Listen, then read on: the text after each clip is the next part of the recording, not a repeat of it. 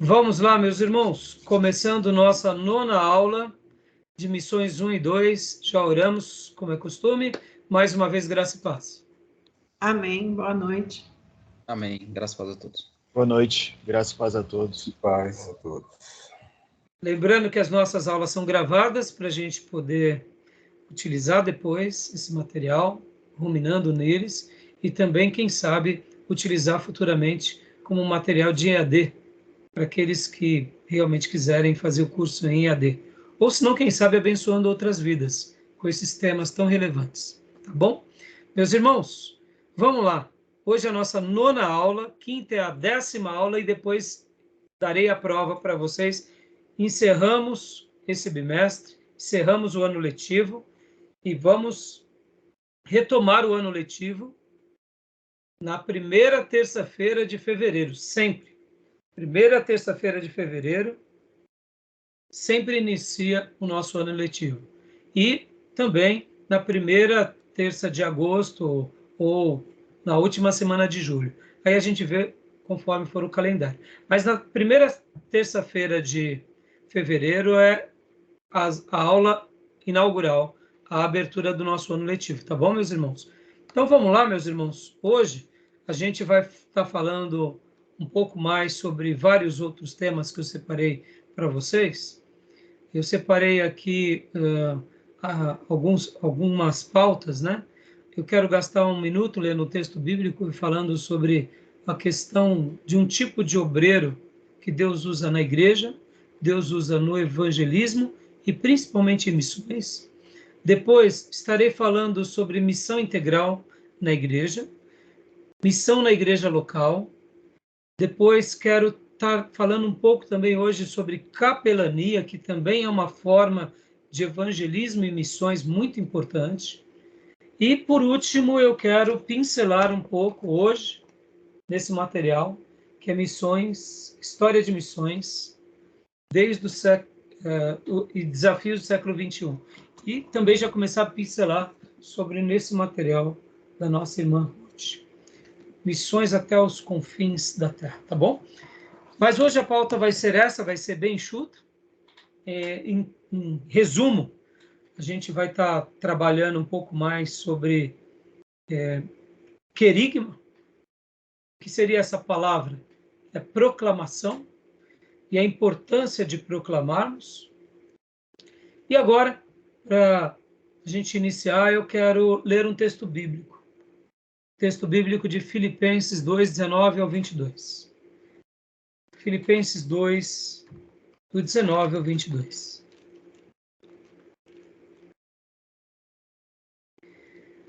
Quero falar um pouco aqui, gastar uns minutos conversando com vocês sobre o tipo de obreiro que Deus sempre vai usar.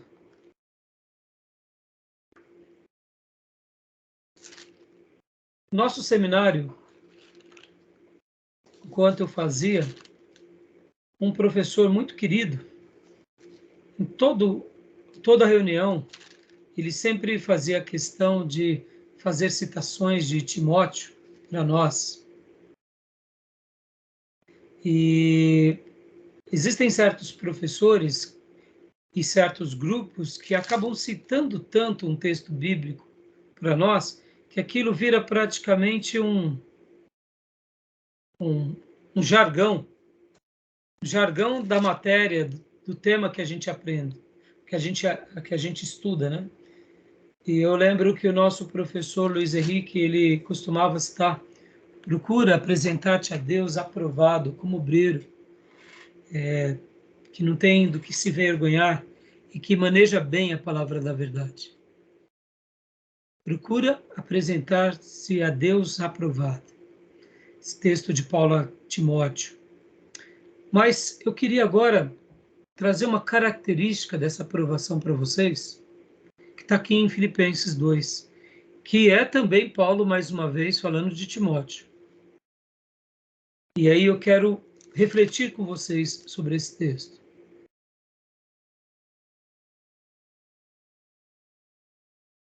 Acharam?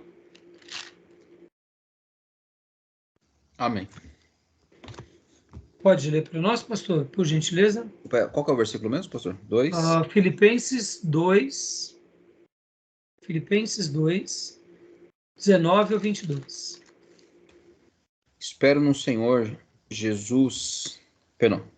Espero no Senhor Jesus enviar Timóteo brevemente, para que eu também me sinta animado quando receber notícia de vocês. Não tenho ninguém que, como ele, tenha interesse sincero pelo bem-estar de vocês, pois todos buscam seus próprios interesses e não os de Jesus Cristo. Mas vocês sabem que Timóteo foi aprovado porque serviu comigo no trabalho do Evangelho como um filho ao lado de seu pai. Quando eu citei há pouco o texto de Timóteo, que era 2 Timóteo 2,15, procure apresentar-se a Deus aprovado como obreiro que não tem do que se envergonhar e que maneja corretamente a palavra da verdade. E agora o próprio Paulo, falando novamente de Timóteo, ele vai dar recomendações à igreja de Filipos. E ele vai fazer aqui uma menção muito interessante no versículo 20. Não tenho ninguém que, como ele, tenha interesse sincero pelo bem-estar de vocês. Timóteo, ele demonstrava, segundo Paulo, guiado pelo Espírito Santo, ele demonstrava características diferentes.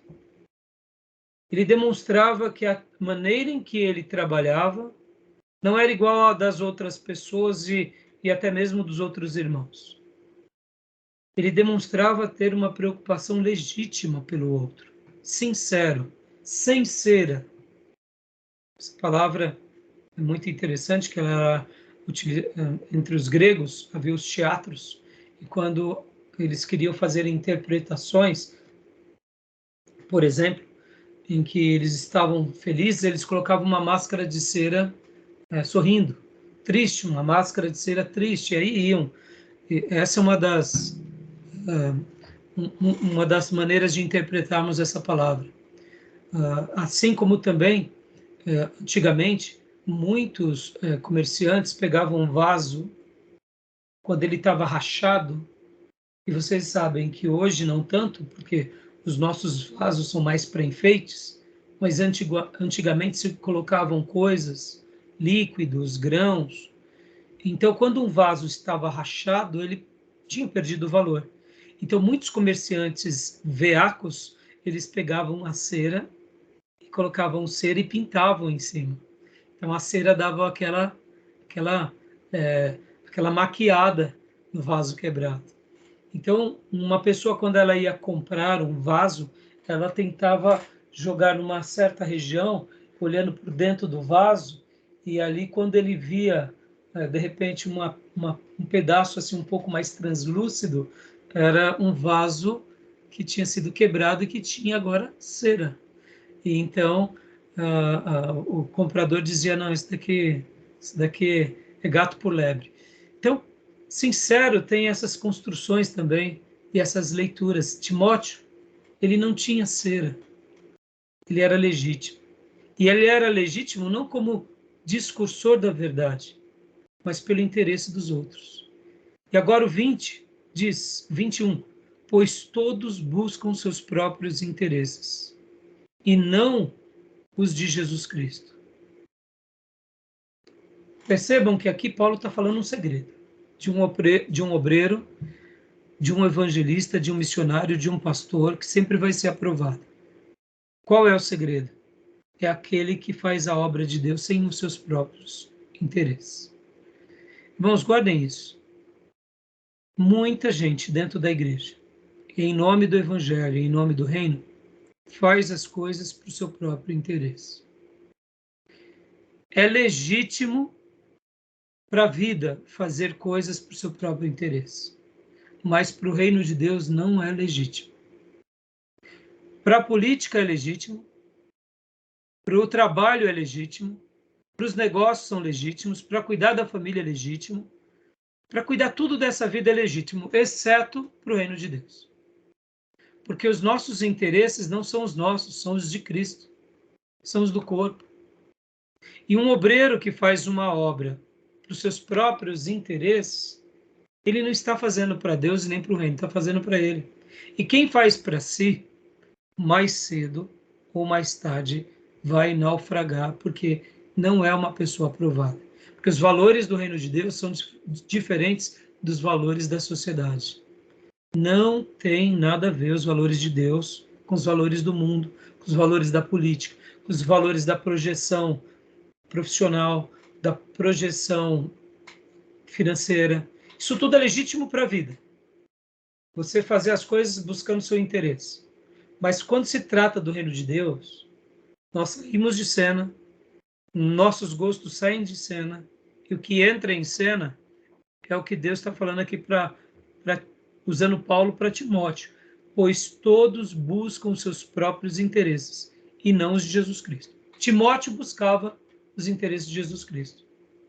Por isso que ele era diferente. E por isso que agora vem o versículo 22. Mas vocês sabem que Timóteo foi aprovado, porque serviu comigo no trabalho do evangelho como um filho ao lado do seu pai. O que Paulo está dizendo aqui? Porque Paulo foi grande. Paulo não buscou seus próprios interesses. Paulo buscou os interesses de Jesus. E do lado dele veio um jovem que não era tão extraordinário quanto ele, mas era tão fiel quanto ele. Lembrem-se disso. Não é o grau da envergadura intelectual, é o grau da aprovação, da espiritualidade, dessa vida desapegada e desinteresseira. Deus vai colocar pessoas do nosso lado, muitas vezes são limitados, mas o que fazem, não fazem para si, fazem para Deus. Ou seja, são pessoas aprovadas. Por que eu estou falando tudo isso, irmãos? A área da evangelização e a área de missões é uma das áreas onde mais as pessoas fazem a obra por interesse próprio. Não me pergunte o porquê isso acontece. São evangelismo com interesse próprio, são crescimentos de igreja com interesse próprio, são trabalhos e cruzadas evangelísticas com interesse próprio, crescimentos denominacionais com interesse próprio. São missões estaduais e transculturais com interesse próprio. Não me pergunte por que isso acontece, ou porque há uma quantidade enorme de pessoas que fazem isso. Uma coisa eu sei, quem faz essa obra dessa forma, mais cedo ou mais tarde vai naufragar. Por quê? Porque, como eu disse, a obra de Deus não tem nada a ver com os nossos interesses, tem a ver com os interesses de Jesus. E se eu coloco os interesses de Jesus em primeiro lugar, eu me torno aprovado. Se eu coloco os meus interesses em primeiro lugar, ou quem sabe das minhas vaidades ou do meu ministério, eu me torno reprovado. Logo, eu irei naufragar. Guardem isso no coração. E para concluir, a palavra aprovado, no grego, ela vem de uma origem que é testar, que é literalmente testar, na semelhança do que os antigos faziam. Russell Shedd comenta que na antiguidade, e eu aprendi com ele, quando você iria verificar se uma moeda era de fato de ouro, você pegava a moeda e jogava ela no mármore. E o som que ela emitisse, depois de batida, ela emitia um som. E aí você sabia, é ouro. Porque há um som pertinente ao ouro, há um som pertinente à prata, e há um som pertinente ao chumbo e ao ferro, latão. Então, muitas pessoas, na antiguidade, faziam aquilo que hoje nós temos até como comércio. Eram moedas banhadas a ouro. Parecia ouro. E no meio de um monte de moedas, você acaba pegando aquela e pensando que é ouro. Mas aí uma pessoa experiente, ela jogava. Então, o que é a palavra aprovado, senão a palavra testado? É testar aonde? No mármore. Você joga. E o som que emite, você vê se realmente é um metal valioso ou se é um metal frajudo. Percebam que uma pessoa que tem os seus próprios interesses, na hora que ela for testado por Deus, vai emitir um som do seu próprio interesse. E todos ficarão sabendo. Mesmo que eu esconda durante muito tempo, mais cedo ou mais tarde, Deus nos testará. E é por isso que quando Ele nos testa, felizes são aqueles que são aprovados pelo Senhor e que passam pela prova como foi Timóteo e tantos outros. Mas percebam que no reino de Deus, quem vai nos testar é Deus. Nós, pastores, ora, testamos, sim, os nossos obreiros. E olha, irmãos, não tem coisa mais frustrante de vermos bons obreiros em testes tão pequenos saindo som de latão. Eles dizem que são ouro, mas na hora que você testa, só sai um barulho de lata e dá mais vagabunda ainda. Então é muito ruim isso. E eu estou falando tudo isso para vocês, irmãos, para vocês pensarem. Porque a gente agora estará, nessas 2 aulas, trabalhando sobre essa urgência do querigma, que é da proclamação. Ela é muito grande, ela é muito nobre, mas ela não é para nós. Ela é para Deus, é para o reino. Quando nós fazemos algo para a nossa glória, para o nosso deleite, para a nossa vontade, nós estamos fazendo o oposto do que o Espírito Santo deixou aqui. Nós estamos buscando o nosso próprio interesse, e o nosso interesse não tem nada a ver com o bem do outro, é com o bem comigo. Por isso que naufrago. Então, que Deus possa nos achar aprovados, como foi Timóteo e Paulo. Que a gente possa crescer diante disso, tá bom? Deixo essa breve reflexão, porque, na minha opinião, uma das áreas que mais são tentadas com obreiros aparentemente aprovados, mas não são, é no evangelismo e são nas missões.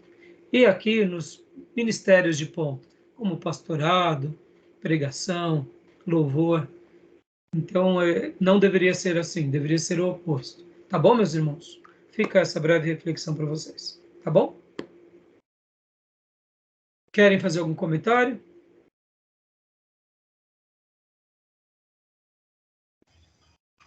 Não. Jóia. Então vamos lá, meus irmãos. Missão integral. Quem já ouviu falar sobre missão integral? Quem já ouviu falar sobre missão integral? Já ouvi falar. O que vocês lembram sobre missão integral da igreja? Ou TMI, Teologia da Missão Integral. O que eu ouvi falar é que são coisas mais recentes. Eu acho que quem, pelo menos no Brasil, assim, talvez tornou isso um pouco mais popular, foi o Ariovaldo Ramos, né? Acho que ele talvez até tenha presidido aí alguma coisa nesse sentido. O pastor Ed René também, o pastor Ariovaldo, e aí tem outros pastores lá cujo nome eu não vou lembrar. Me parece que a proposta é a ideia da missão, e aí o sentido do integral é atuar tanto espiritualmente, mas também prestando socorro aos necessitados, aqueles que são menos favorecidos, os que estão à margem da sociedade. Joia. O que mais, irmãos? O que vocês já ouviram falar sobre esse tema? É um termo que eu já tinha ouvido falar, mas não saberia explicar, não. Júnior? Não, é o que o Johnny falou. Missão integral é a tarefa que amplia um atendimento social. Joia. Meus irmãos, as coisas mudam muito rápido, né? E tem vezes que aquelas velhas palavras sábias nos fazem ver o quanto precisamos de conselho dos anciãos, sempre do nosso lado. Eu me recordo que eu trazia o pastor Enéas Tonini, isso por volta dos anos 2000, para ele pregar no aniversário da nossa igreja.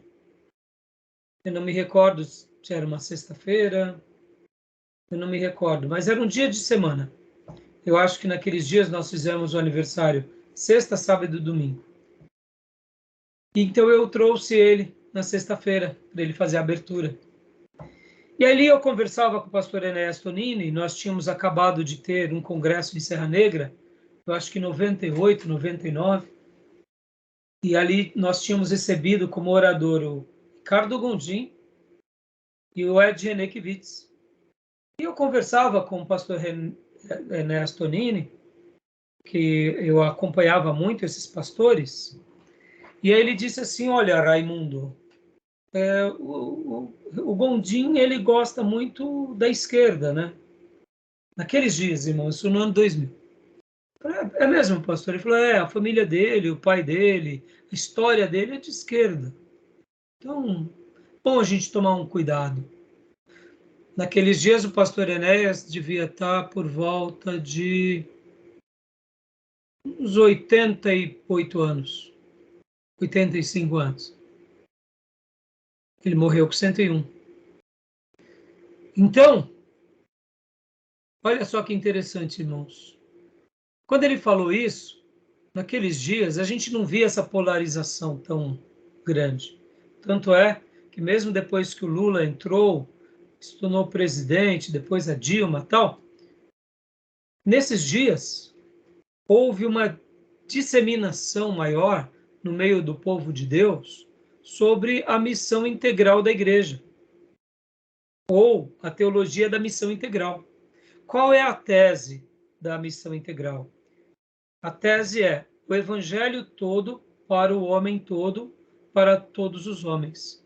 Ou seja, é o evangelho todo para o homem todo, para todas as pessoas ou todas as nações, dando uma ideia do evangelho sendo passado para a pessoa, atingindo ela de forma onde ela se converta, onde ela mude seus comportamentos e também que esse evangelho acabe alcançando o lado social.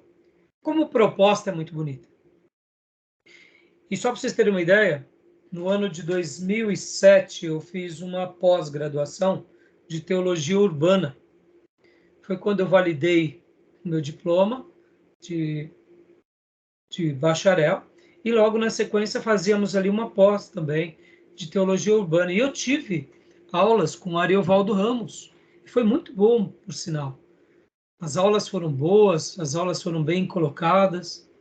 Então, o Ariovaldo Ramos, inclusive nesse módulo, passou para nós essa ideia da missão integral. O Zé Machado foi um outro professor. Tive assim bons mestres ali nos ensinando. Era uma classe praticamente de 35 pessoas. Foi lá na FLAM. Antigamente era chamado seminário... como que era o nome, meu Deus? Deu um branco agora. Seminário Jovens... Eu esqueci. É em Arujá. Que virou FLAM. Faculdade Teológica Latino-Americana. Então, foi pego os professores da FLAM, alguns diretores da FLAM e os primeiros alunos da FLAM. Então, tinham 35 alunos do Brasil que vinham uma vez por mês se reunir aqui para a gente fazer esses cursos. Então, foi uma turma muito, muito boa, muito madura, foi um conteúdo muito legal. Tivemos a filha do pastor do Vale da Bênção, pastor Jonas, como que é o nome dele mesmo? Esqueci agora. Desculpe a minha memória, viu, irmãos? Já eu lembro. Vale da Bênção, a filha dele foi dar uma aula para nós também. Tivemos dentro desse módulo, por isso que hoje eu também vou falar sobre capelania, a Helenivação, uma das maiores capelãs do nosso país, ela que deu um módulo ali para nós, ou seja, foi um curso de alto calibre, a turma ajudou muito. Então, o Ariovaldo Ramos ali nos apresentou, e eu já conhecia um pouco sobre a missão integral, e foi muito interessante porque naqueles dias não tínhamos uma polarização, então muitos irmãos da igreja, até quando vinham apresentar a teologia da missão integral, colocava de uma forma muito equilibrada. Infelizmente, isso foi em 2007. Logo depois que houve essas mudanças do governo, os escândalos do PT, e depois o movimento de direita, e aí depois essa polarização entre o povo evangélico de esquerda, mais socialista e o povo evangélico, a grande maioria de direita, aí o negócio ficou bem escrachado, e aí as palavras do pastor Enéas Tonini fizeram todo sentido.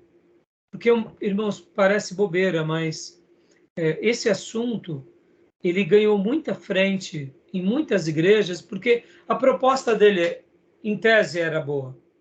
Quem é que cria a missão integral? A missão integral, quem cria, de fato, é um homem chamado René Padilha.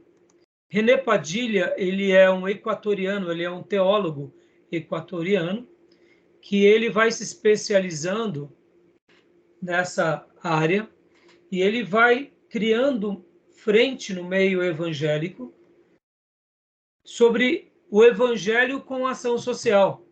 Então, ele seria mais ou menos uma teologia da libertação protestante. Seria quase que uma teologia da libertação protestante. Não é uma teologia da libertação protestante, mas é como se fosse uma nova leitura. Então, esse René Padilha, ele acaba tornando-se pastor aqui na América do Sul, pastor batista, inclusive, se torna um vulto muito grande, e desde a década de 70 e em diante, ele vai lançando as suas bases, e ele, então, estabelece isso que ele chama de missão integral. Ele usa o termo, então acaba virando um termo utilizado pelos protestantes como um trabalho missiológico, só que ao mesmo tempo que atinge a pessoa com o evangelho, mas também atinge a pessoa socialmente. Mas agora, irmãos, só para vocês terem uma ideia, então, eu já dei esse módulo de missões algumas vezes. E durante as vezes que eu dei, olha que interessante, a primeira vez que eu dei esse módulo de missões, se não me falha a memória, foi no ano de 2013. No ano de 2013, o assunto da missão integral ainda não estava muito bagunçado. Porque vocês têm que lembrar que até mesmo esses pastores que se enveredaram para uma igreja mais liberal, em 2013 eles eram mais conservadores. Você tem aí o próprio Ed Renekiewicz, o próprio Ricardo Gondim e o próprio Ariovaldo Ramos, eles estavam ainda bem inseridos aonde? Na comunidade protestante e bem inseridos fazendo um trabalho com relação às suas mensagens e bem aceito ainda no meio protestante de um modo geral. Mas depois disso que as coisas começaram a mudar bastante. Então, eu dei essa matéria lá por volta de 2013, se não me engano, tornei a dar em 2020. Quando eu dei essa matéria de novo em 2020, já era outro cenário, totalmente diferente. Por quê? Porque havia já uma polarização imensa no meio do povo de Deus. Eu dei a primeira vez essa matéria no ano de 2012, e depois eu dei em 2014, depois eu dei em 2017, depois eu dei em 2020. Foram essas as turmas que eu dei, mesclando entre básico e médio. Então, olha só que interessante, mas se eu não me engano, foi 2013 para o médio e 2020 para o médio, se não me falha a memória. Foi alguma coisa assim. Então, o que acontece, irmãos? Nesses anos, já mais recente, nós notávamos o seguinte, que a missão integral virou militância de esquerda. Ou seja, perdeu a sua essência, perdeu aquela beleza, perdeu aquela identidade. Então, eu já estou antecipando isso porque, olha só, em menos de 10 anos, algo que outrora tínhamos um apreço. Porque, irmãos, vamos parar aqui para pensar um pouco. Lembra que nas aulas passadas eu comentei com vocês sobre o Exército da Salvação? O que o Exército da Salvação é, senão um trabalho de evangelismo e de ação social?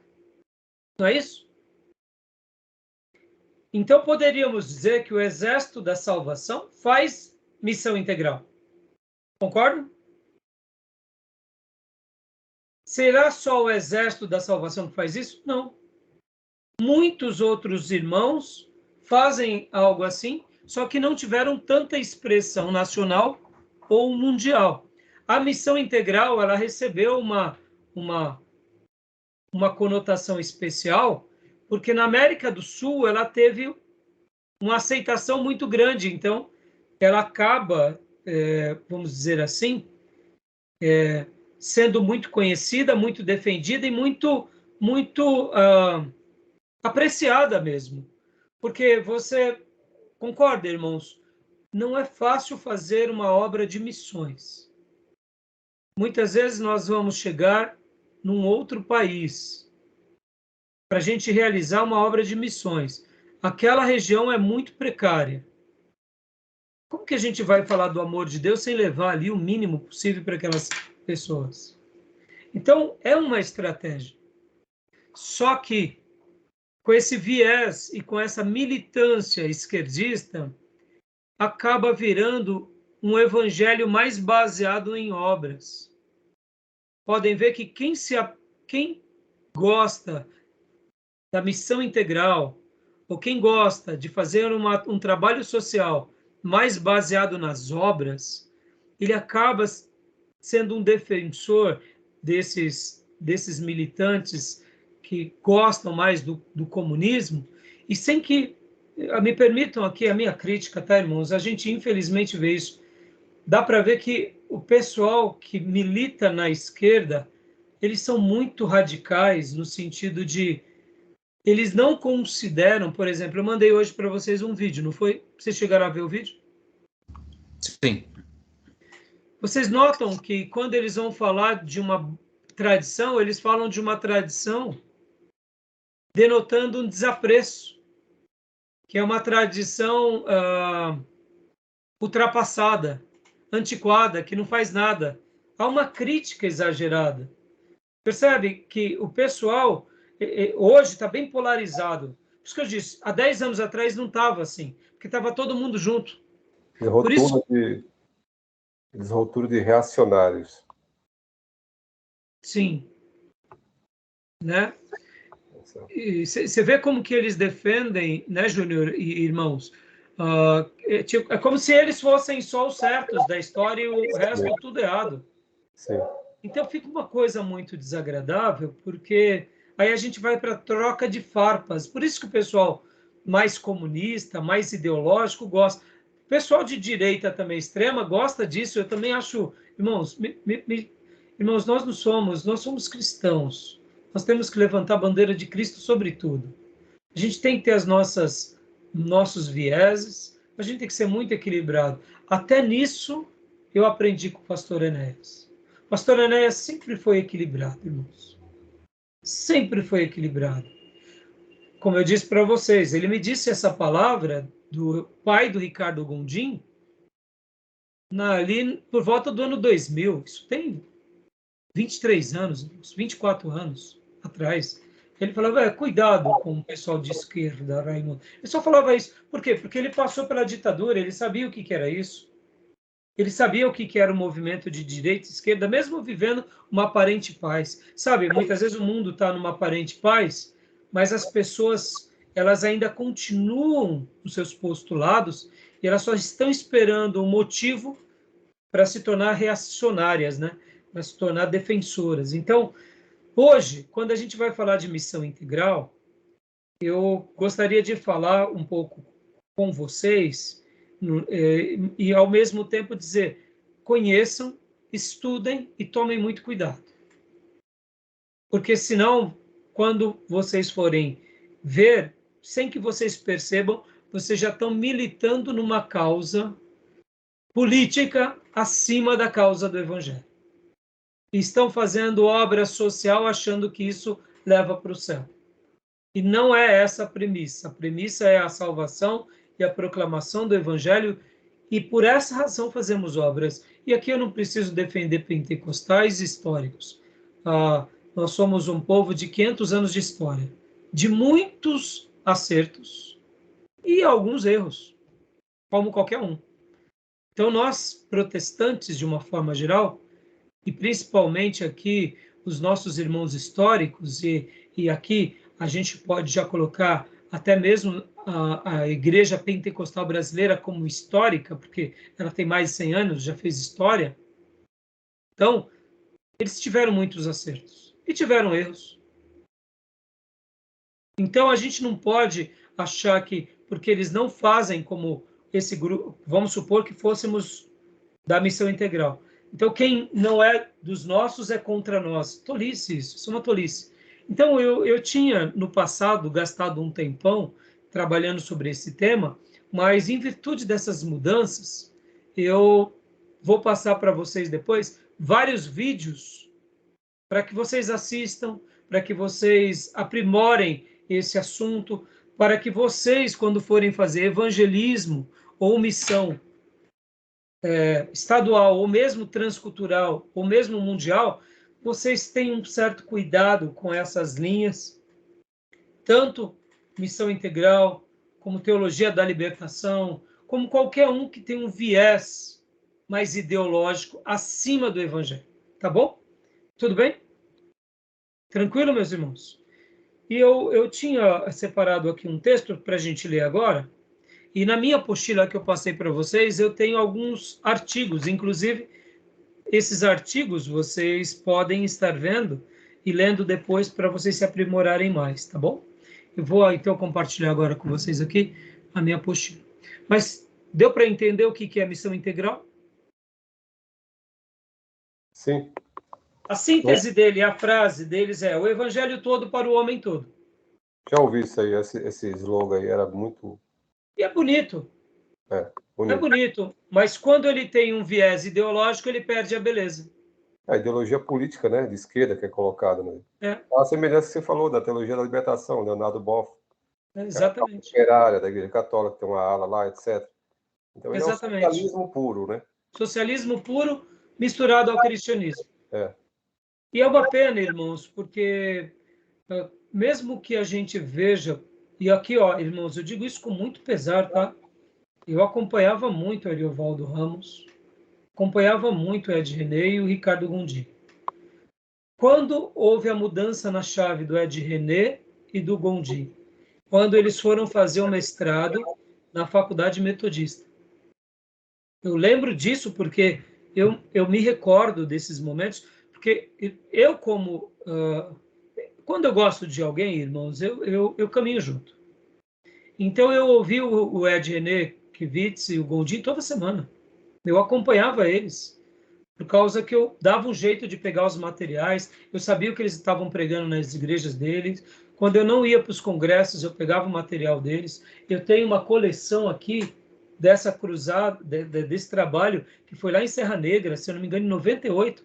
Irmão, foi maravilhoso. Foi maravilhoso. O Gondim pregou... ele era o pregador dos dias principais e junto com o Ed René. O Ed René falou muito de João Batista, sobre a missão do pastor como profeta. Foi especial. E o Gondim também dentro dessa premissa. Valorizando a Bíblia. Se vocês pegarem esse material e vocês verem, vocês vão falar assim, maravilhoso. Só para vocês terem uma ideia, lá na nossa convenção foi gravado os kits de vídeo, né? Naquela época em VHS. Eu comprei. No momento que eu comprei, passei para os meus amigos lá do pregão. Lembra que eu falei que lá na igrejinha da Bolsa, nós éramos muito, muito piedosos? E tudo que alguém ouvia de alguém passava, era uma interação muito boa.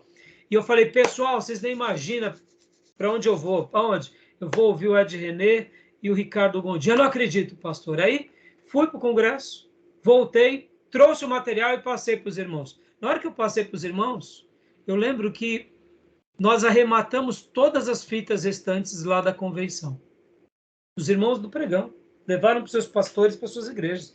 Tamanha foi a preciosidade. Bíblico, escriturístico, cristocêntrico. Então, isso foi durante vários anos. Ali por volta do ano 2005, eles foram fazer o mestrado na Metodista de Rude Ramos.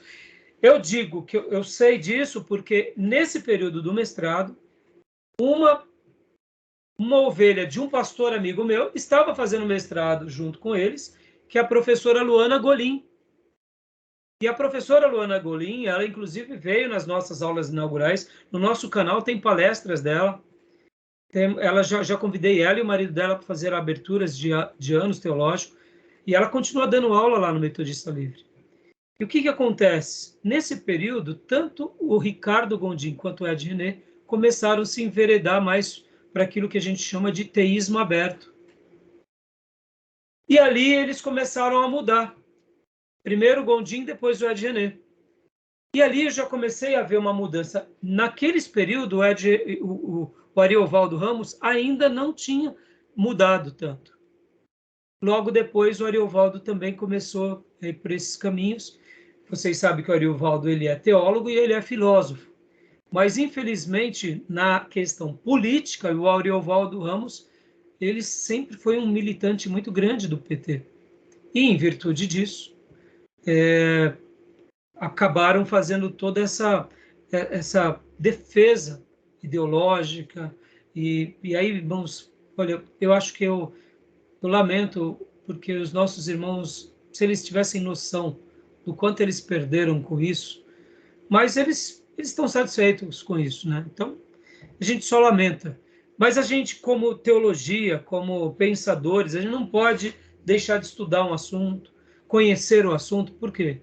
Porque uma hora Deus pode encaminhar vocês para um trabalho, Deus pode encaminhar vocês para um ministério ou membros das nossas igrejas, e a gente vai ter que saber fazer um trabalho de evangelismo e ação social com muito equilíbrio, sem ir para questões ideológicas. Pastor Rai, é possível? Claro que é possível. É possível a gente ser crente de verdade sem ser um direita fanático, que também, na minha opinião, está errado. Né? Porque o púlpito não é para a gente falar de direita, o púlpito é para a gente falar de Bíblia. E podem ver que hoje muitos irmãos nossos que são de direita extrema são de direita extrema enquanto estão ganhando alguma coisa. Amanhã que a direita estiver suja, que a direita estiver maculada, eles vão virar para o time que está ganhando. Muitos pregadores são assim, porque no passado fizeram isso. Então, irmãos, a gente tem que ter muita firmeza no que a gente faz no culto, tá bom? Então, eu queria agora só ler rapidamente com vocês aqui a missão integral. Mas deu para entender o que é a missão integral, né, irmãos? Ficou com alguma dúvida? Não? Então, Tá tranquilo. então vamos lá. Júnior, leia para nós, por favor, meu irmão.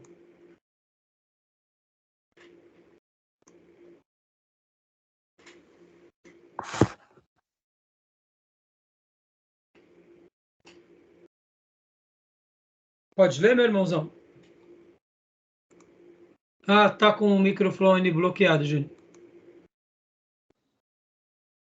Missão integral. O evangelho todo ao homem todo, desenvolvendo comunidades e criando um jardim de Deus nas cidades. Teologia da missão integral. Muito bonito. Muito bonito essa daqui, essa ideia. E essa ideia aqui, principalmente, Júnior, só fazendo um comentário, eu aprendi com o Ariovaldo Ramos, desenvolvendo comunidades e criando um jardim de Deus nas cidades. E o Ariovaldo Ramos fala muito sobre isso, que Deus ele cria um jardim e o homem cria cidades. E o projeto de Deus é que a gente crie jardins nas cidades, mostrando o reino. Tem a ver. É lindo isso. Bonito. Mas vamos lá, pode continuar. Teologia da missão integral, né? Isso. De acordo com Ariovaldo Ramos e Robson Cavalcante, uma vertente teológica protestante da teologia da libertação, tendo sido desenvolvida na América Latina. Para a teologia da missão integral, a divindade humana, o cuidado com o meio ambiente e a luta contra toda forma de opressão e injustiça são aspectos indissociáveis da mensagem do Evangelho. Segundo a Bíblia, Deus criou o homem como expressão do seu amor, sendo o ser humano feito à imagem e semelhança de Deus, incumbido por Deus para cuidar da sua criação. O pecado é a atitude deliberada da humanidade de resistir a esse propósito. E Jesus, portanto, veio reconciliar o ser humano com Deus e, assim, estabeleceu o propósito de Deus para a humanidade e toda a sua criação, por meio daqueles que seguem a Jesus. Então, deixa eu dar uma pausa só até aqui, Júnior, por gentileza. As ideias são muito boas, meus irmãos. Pode ver, eu peguei esse material, parte dele na Wikipédia, né? Só para ter uma síntese. Então, a ideia é muito boa. O problema é a maneira em que eles fazem a defesa e eles se sentem exclusivistas, como se eles fossem a última bolacha do pacote. Porque quem não faz como eles não está fazendo o evangelho. Aí o foco deles aí é um foco mais materialista que a gente vê no socialismo e não do espiritual. Sim, sim. Foco E é uma materialista. maneira de levar o evangelho com a comida, não com o evangelho pelo evangelho, né? A dignidade que ele fala do homem aí é a dignidade material, de ter sabe, condição de vida melhor. É isso que ele faz de dignidade humana. Sim, sim. Isso aí, Júlio. Então, vamos lá, aqui, a teologia da missão integral. A teologia da missão integral, portanto, não se restringe à relação entre Deus e o indivíduo, mas contempla também a transformação das relações humanas e das relações dos seres humanos com o meio ambiente, que é parte da criação de Deus. Então, ou seja, nós sabemos disso. Irmão, a gente não precisa ser muito esperto para saber que o ser humano, onde ele põe a sua mão, ele cria lixo. E que nós, como igreja, devemos ser diferentes. Nós não devemos criar lixo, nós devemos reciclar as coisas. Sim. Dando aquela ideia de preservação. Né? Pode ver que tudo na natureza, nada se estraga. Tudo se recicla. Transforma, né? Se transforma. Tudo também, se transforma.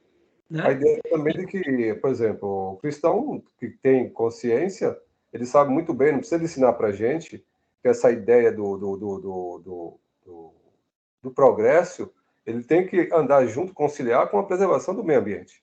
Isso é claro. Isso é. Quem tem essa palavra e tem que ter um equilíbrio. Né? Exatamente. Continua para nós, Júnior. Os evangélicos ligados a diferentes igrejas no Brasil têm aderido à teologia da missão integral, pois não trata das questões do batismo no Espírito Santo e dos dons espirituais, que divide os evangélicos no Brasil em pentecostais e não pentecostais.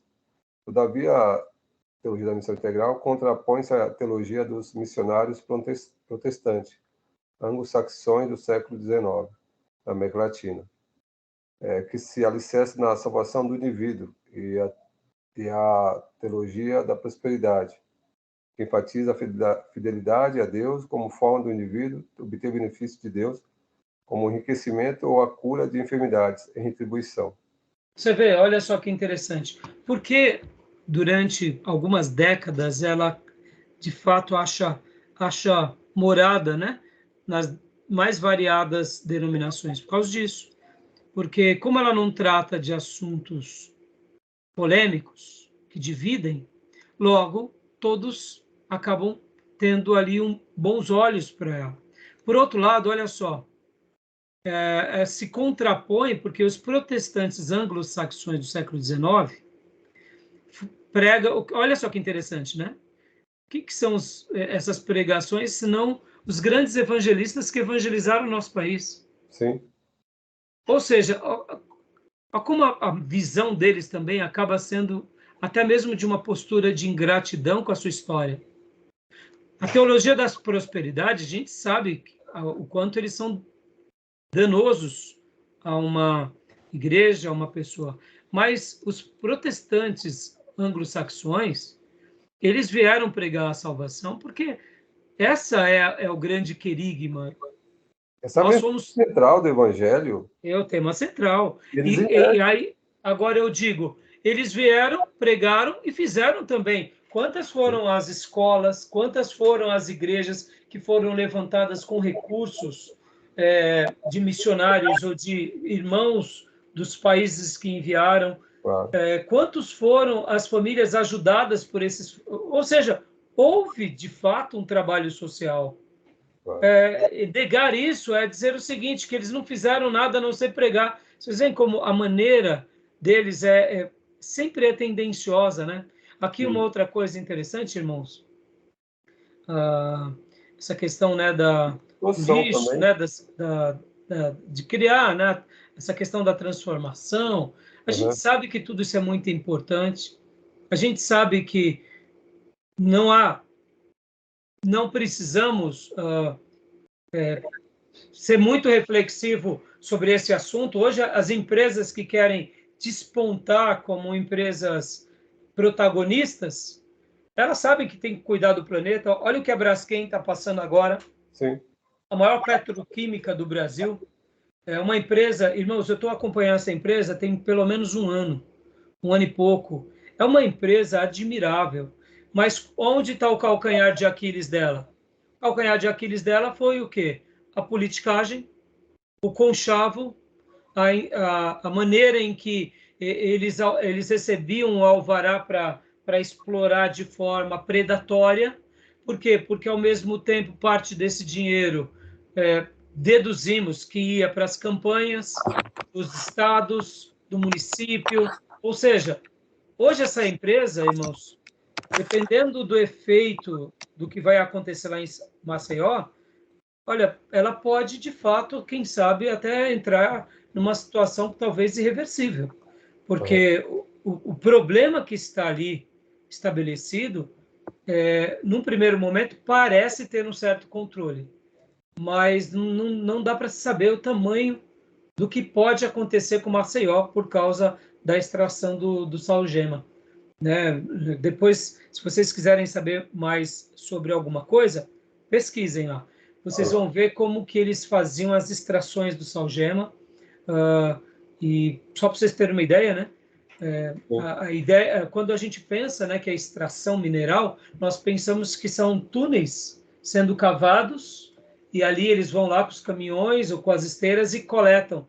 Mas não, eram perfurações, literalmente, perfurações como bem parecida com a perfuração de petróleo. Só para vocês terem uma ideia, como se descobriu o salgema lá em Maceió?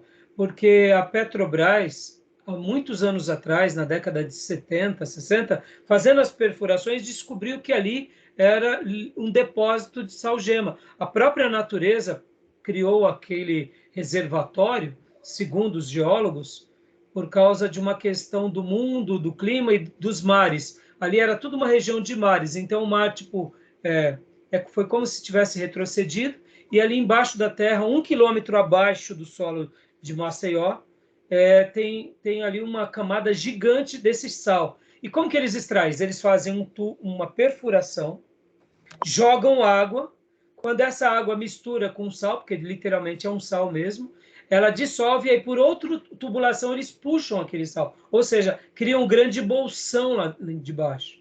Então, o que vai acontecer com Maceió, ninguém sabe. Segundo alguns estudiosos, desde a década de 80, já falavam que ali corria um risco violento. E as faculdades, os estudiosos diziam que precisava parar com tudo isso, mas tanto a prefeitura, quanto o Estado, quanto a própria empresa nunca parou. Por quê? Porque estavam ganhando muito dinheiro, porque era um material que dá muito lucro para a empresa. Então, a gente não precisa ser inteligente para saber disso, que uma empresa, né? Então, é bem interessante essa questão, né, irmãos? Então, essa Então, questão da agenda ambiental também, ela passou a ter maior evidência internacionalmente após a década de 80. Então, é uma questão de conscientização, né? sim, sim. Conscientização. Irmãos, aqui eu pus um artigo que, inclusive, é do próprio Ed René, que na época eu selecionei, pus aqui, tá? Falando sobre isso, depois vocês leiam. E, como eu disse, depois eu também passo para vocês pelo menos uns 3, 4 vídeos tratando sobre esse assunto, né? Porque o que acontece, irmãos? Olha uma frase aqui do Ed René Padiga. A fim de proclamar as virtudes daquele que o chamou das trevas para a sua maravilhosa luz. O que ele quer dizer com isso? Que quando a gente realmente faz uma obra social, nós damos um impacto, e damos mesmo. Irmãos, indiferente da militância, da segregação que eles causam, da desconsideração que eles geram naqueles que são históricos, a ideia em si da missão integral é muito interessante, é muito útil. Dá para a gente aplicar várias coisas sem se contaminar. Aliás, já fazíamos isso. Mesmo que eles possam ter uma voz mais social, mais palatável diante das pessoas, a gente pode estar olhando, apreciando tudo isso e aprendendo um pouco com tudo isso que tanto Ed René Padilha quanto outros defensores falam sobre a missão integral. Tá bom, meus irmãos? Uhum. Beleza? Tudo bem? Beleza, então? Querem Tudo fazer bem. alguma pergunta? Olha só. Olha que a missão prioritária da igreja é pregar a salvação. E segundo plano, auxiliar nessa questão social, porque a demanda prioritariamente é do Estado. De todos os governos, Estado federal, estadual e municipal. A igreja vem em segundo plano, vem para auxiliar. Mas qual é a missão número 1 da igreja? É a salvação. Entendeu? Salvar. É claro, né, Júnior, que nós sabemos e entendemos, né, de uma forma bem madura, que o evangelho todo ao homem todo leva a um desenvolvimento. Mas o desenvolvimento é o resultado. É. Por exemplo, estamos aqui e não tenho dúvida que Deus nos prosperará e nos abençoará.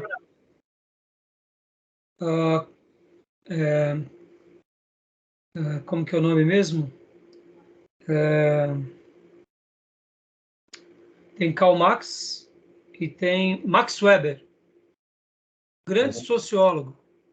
Alemão, Ele né? falava o seguinte, Max Weber, que naturalmente o protestantismo gera riqueza. Porque, olha só que interessante, irmãos. Por isso que o socialismo, o comunismo, Karl Marx vai falar que o capitalismo ele nasce do protestantismo e eles tentam colocar ali uma visão até doentia desse capitalismo exacerbado, mas seria mais como uma distorção de propósito para justificar o socialismo. Mas vamos falar aqui abertamente.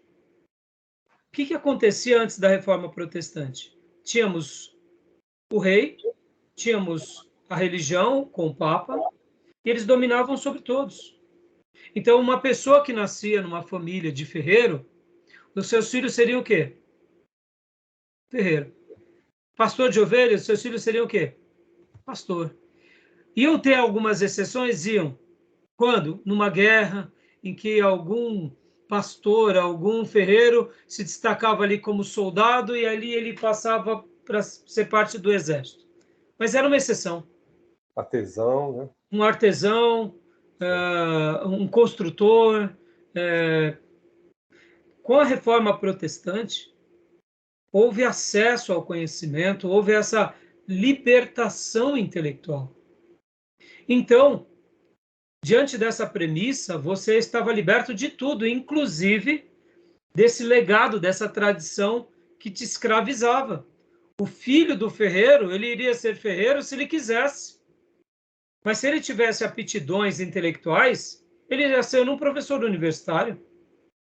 Então percebam, irmãos, que quando Max Weber ele fala que o evangelho gera em nós riqueza, isso é natural, irmãos. Por isso que a teologia da prosperidade acha morada em muitas famílias, mas se a gente conhecesse um pouco a história do protestantismo e o que ele gera, a gente não precisaria nem correr atrás.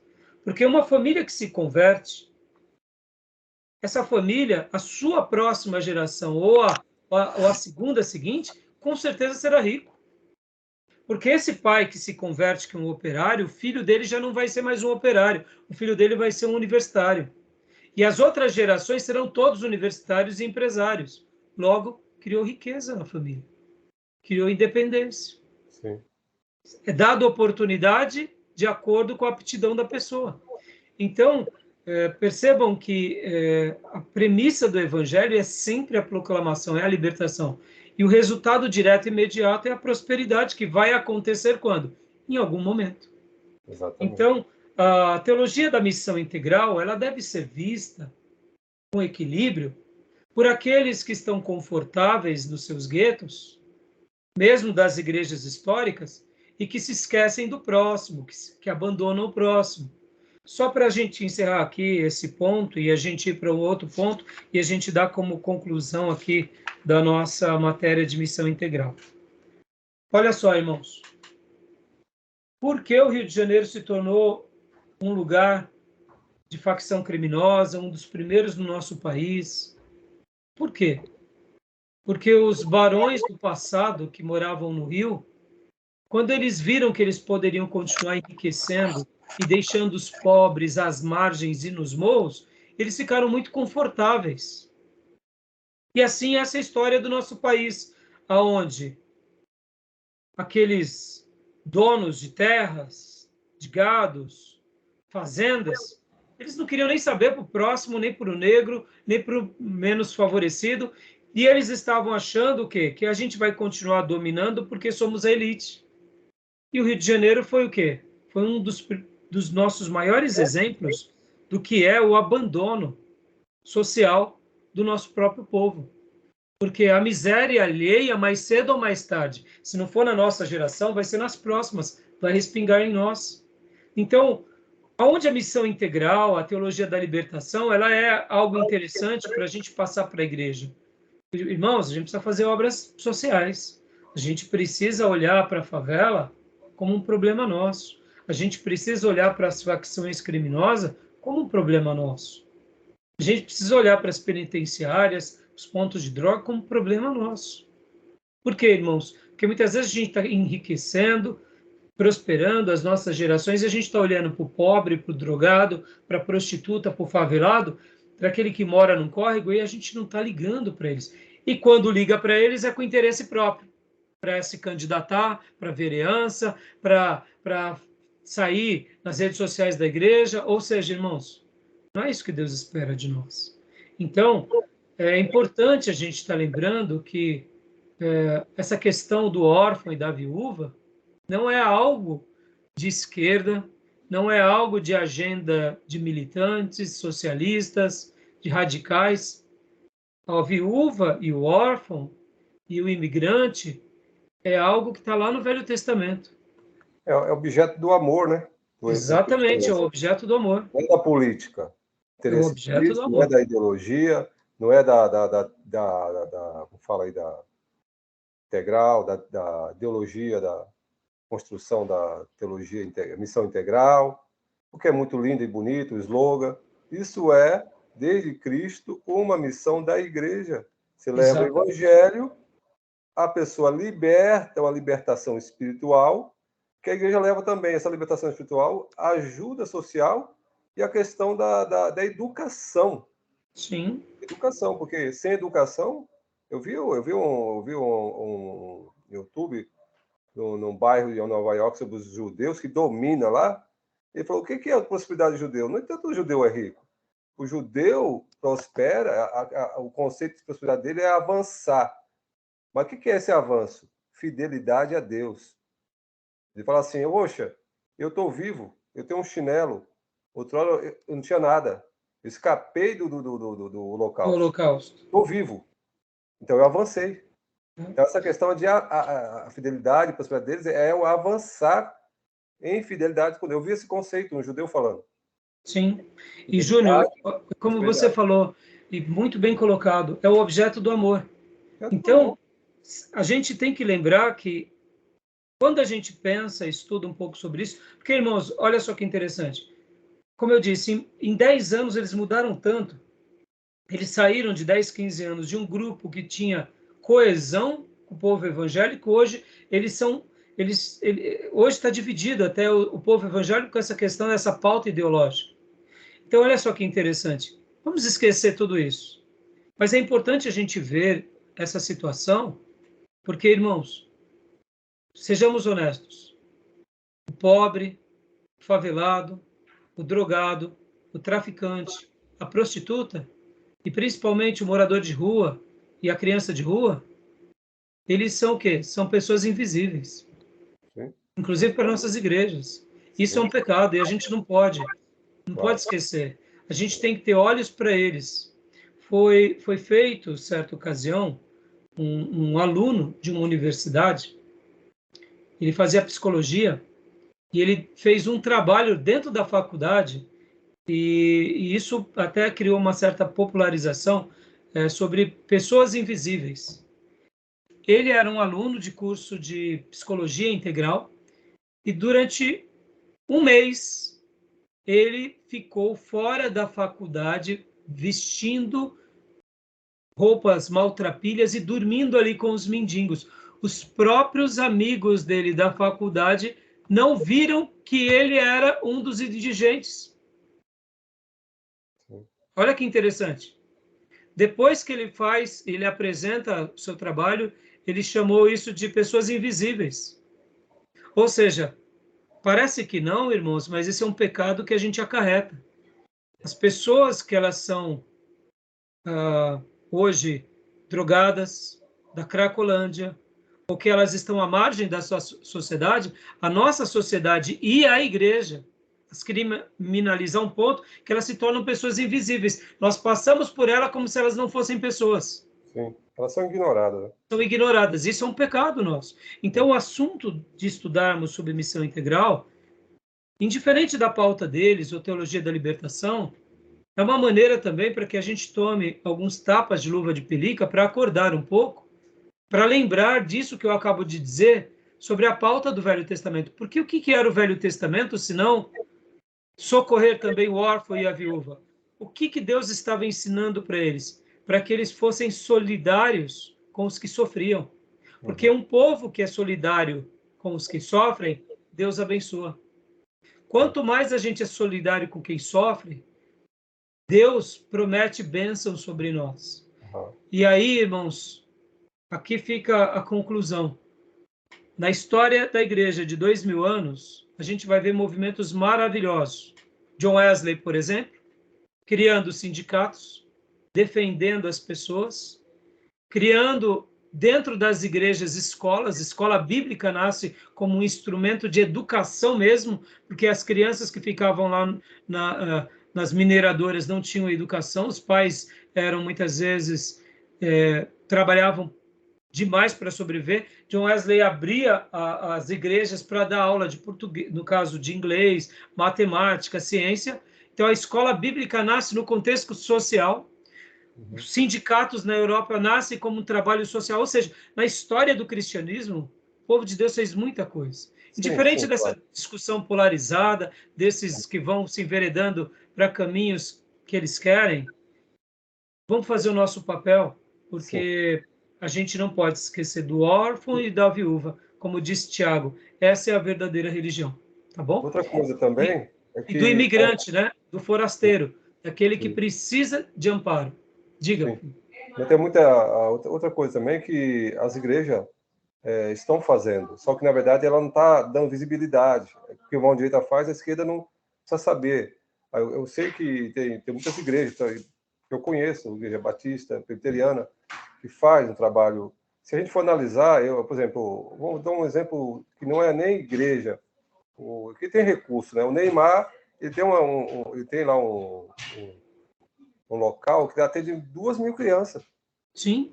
Mais a despesa que tem. Ou seja, ele cuida, ele trata da escolinha, alimentação, educação, 2.000 pessoas, 2.000 crianças. Parabéns, Júnior. E você falou agora uma coisa que acaba também sendo um tapa de luva de pelica na cara dos esquerdistas que ficam fazendo essa militância, criando essa necessidade de visibilidade, porque tem um monte de gente fazendo muita obra para Deus e não está mostrando. Não está mostrando. E deve ser assim, porque o que a mão direita faz, a esquerda não precisa ficar sabendo, disse Jesus, né? Então é isso aí. Tá bom, meus irmãos? Então depois eu vou estar passando para vocês como material extra e complementar alguns vídeos para que vocês possam assistir sobre esse tema, tá bom? Beleza? Então vamos passar para o próximo ponto, missão na igreja local. e a gente vai fechar esse bloco e a gente abre outro. Alguém quer fazer alguma pergunta? Tirar alguma dúvida? Deu para entender o que é missão integral, irmãos? Eu só recordei, porque na época nós somos contemporâneos de fé, né? Sim. E esse slogan eu escutava à época. Homem, Evangelho Integral, Homem toda, aquela coisa toda. Virou slogan, né? Sim. Ok. Joia, então, meus irmãos. Então, vou fechar aqui, tá?